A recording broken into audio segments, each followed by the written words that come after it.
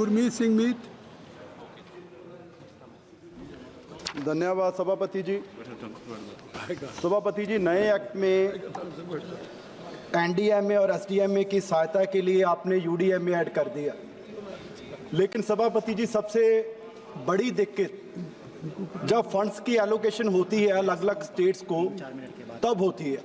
सो मुझे लगता है कि जैसे हमने जीएसटी की कमेटी बनाई है कि उसमें हर स्टेट को प्रतिनिधित्व मिलती है, ऐसे ही मुझे लगता है कि जब डिजास्टर के लिए फंड्स की एलोकेशन हो तो उसमें भी स्टेट्स की प्रतिनिधित्व होनी जरूरी है। जैसे 2023 में फ्लड्स आए, अब तो अथॉरिटी बना रहे हैं ना मंत्री जी, नेशनल डिजास्टर मैनेजमेंट। स्टेट्स की प्रतिनिधित्व मेंबर्स की फंड्स एलोकेशन में नहीं है। जैसे 2023 के फ्लड्स आए तो नुकसान हिमाचल में भी हुआ, नुकसान बिहार में भी हुआ, नुकसान पंजाब में भी हुआ।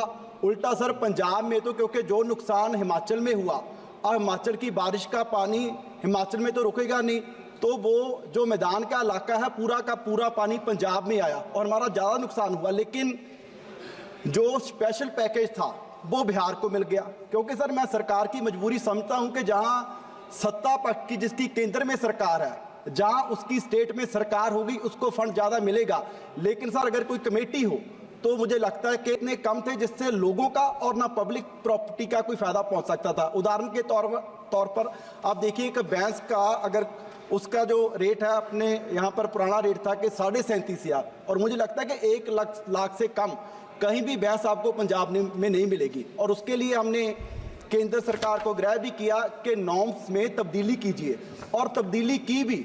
लेकिन सभापति जी उसमें लिख दिया कि 14/8/24 के बाद इसे हम इंप्लीमेंट करेंगे। लेकिन फ्लड्स आए 2023 में, नुकसान 2023 में हुआ, उसका हम क्या करें?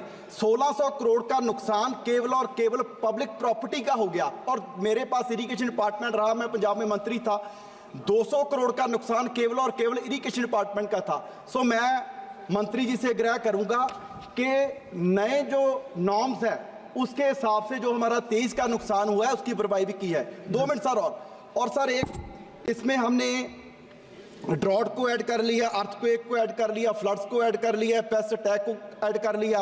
लेकिन मैं मंत्री जी से आग्रह करूंगा कि जो लाइव स्टॉक डिजीजेज हैं उनको भी ऐड किया जाए। जैसे पंजाब में लंपी जो डिसीज स्किन था उसकी वजह से तकरीबन 18,000 गाय हैं जिनकी मृत्यु होगी, सो उसको भी ऐड किया जाए।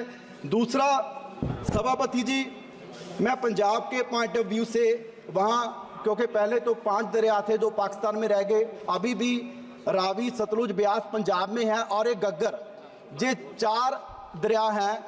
इन पर तूसी बंद बनाने के लिए बहुत से फंड्स की ज़रूरत है।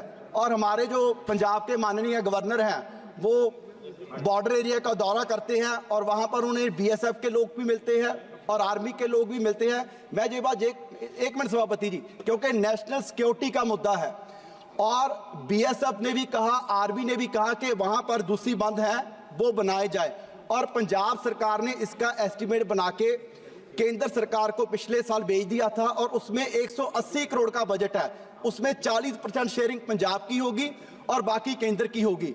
लेकिन पिछले 1 साल से वो फंड हमें पंजाब को नहीं मिल रहा, जिससे किसानों का भी फायदा होगा, हमारा बॉर्डर भी मजबूत होगा। और सभापति लास्ट में, क्योंकि मेरा जो लोकसभा का क्षेत्र है संगरूर, वहाँ से जो ये गग्गर है वो गुजरता है दरिया, और सर वहाँ हमारी जो मतलब कि दिक्कत आ रही है कि हर साल वहाँ हजारों किसानों की, करोड़ों की फसल बर्बाद हो जाती है। और मुद्दा वही है कि हरियाणा के साथ और पंजाब के बॉर्डर पर वो दरिया है और हम जमीन एक्वायर के लिए रेडी हैं, लेकिन हरियाणा हमें एनओसी नहीं मिल रही। और मैं केंद्र सरकार से आग्रह करूंगा कि वहां पर भी दोनों स्टेट को बिठा के कोई सलूशन निकाला जाए, ताकि पंजाब के जो हजारों किसानों का खनौरी में, संगरूर में जो जमीन बर्बाद होती है, फसलों का नुकसान होता है, उसको हम रोक सके। बहुत बहुत धन्यवाद।